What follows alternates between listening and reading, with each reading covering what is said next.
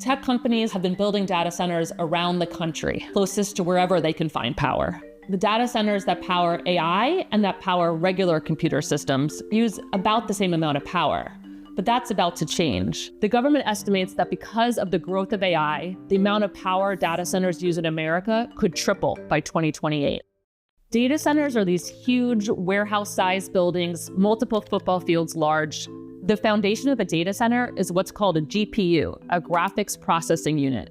GPUs go into computers, which are then slid into racks stacked one on top of the other, and there's rows and rows of these packed into data centers. Because a GPU runs so many calculations at once, it uses a lot more power, about 4 times more power than a traditional chip. I visited a data center in Austin run by a company called Serascale. Serascale leased a data center that was operating like a normal traditional data center. And then they ripped out all of the computing that filled it before and put in new ones just for AI. And it was so striking how it was just empty almost entirely. That's because the same amount of power that fueled the normal data center was now running just a few rows of computers crammed in one corner.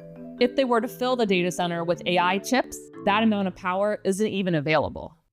So what are these companies going to do? The fear is that they're going to have to depend on fossil fuels. Elon Musk is doing this with XAI, building gas turbines right at their data centers or pulling from big gas power plants already on the grid, because it's the easiest thing to do. It's cheap and available right now. These companies have all made promises and say they really want to use clean energy, like nuclear energy. They like nuclear power because it works around the clock, unlike solar or wind power, but there's not enough available right now. So now we're seeing Microsoft, for example, trying to revive 3 Mile Island, the nuclear facility in Pennsylvania that had shut down after a meltdown. The demands are so great that they're betting on all kinds of new technologies, smaller nuclear reactors that are easier to build, nuclear fusion plants, batteries to make it so that you can use solar and wind power around the clock.